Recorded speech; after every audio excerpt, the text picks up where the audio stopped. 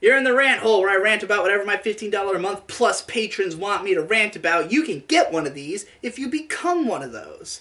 This one is at the request of M, who wants me to rant about organizing meetups, the difficulties therein, and any advice I have on dealing with them. I'm not the guy to ask about organizing things. I don't organize shit. If I have a meetup, I am never the one who organized it. Like, I assume you're talking about online meetups. I mean, I guess it could apply to anything, but like, what is happening above me? I didn't even think there was floor above me. Maybe it's the bathroom. Maybe it's Tom walking out of the shitter.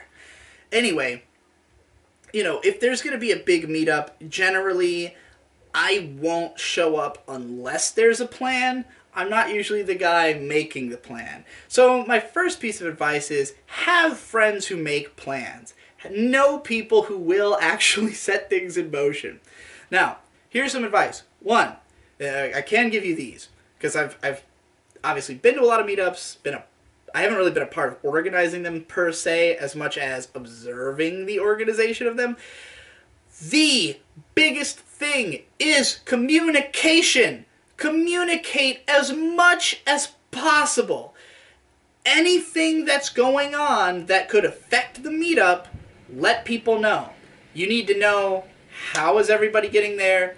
When are they getting there? Who needs to be involved in getting them there? You know, like, I have a lot of friends who are socially awkward and generally will not communicate unless they have to.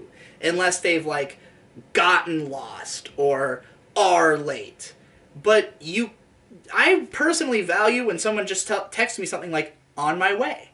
Because then I don't have to wonder if you're on your way. I know you're on your way. And that sets my mind at ease, you know? So, communication, very important. Even if everything is going great, everything's going exactly as planned, let people know that it's going exactly as planned so that they don't have to be thinking about what they're going to do as a backup plan, you know, or anything like that. Other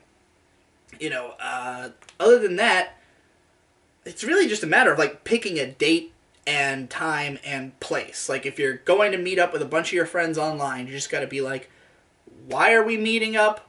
Where? What are we going to do? What's the timetable? You know, like, if you have anything you're planning to do, get a timetable together. Like, know what everybody's planning to do. If you are just meeting up for the sake of it, none of that matters. I mean, it's not difficult. You just kind of say, hey, are you available for me to come over to your house, or do you want to meet up with me at this place on this day at this time? Because is that possible, and do you want to do it? And if the answer is yes, you do it. Like, traveling is not different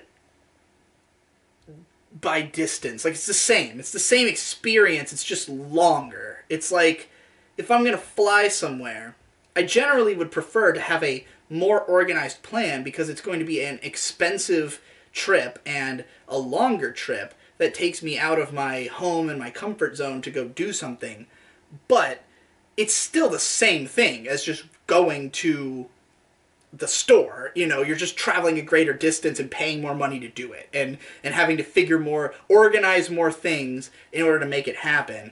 But the actual act isn't any different. So, like, I don't know. I know there's a lot of people who are, like, afraid of travel or who haven't done much of it, and I used to be one of those people. I used to be somebody who generally, like, didn't go out much, didn't try to go to, like, places that were far away very often. Like, we would take a trip once a year to Otakon, which is a 4-hour drive, you know, from Virginia Beach to Baltimore. And, like, that always felt like this enormous event to me. This, like, oh my God, we're driving so much distance to go to this place. And, like, we go there and it's a 3-day event. You got to do so much organizing, spend so much money. But these days, like, I regularly take 6-hour drives from Rochester to Boston and vice versa.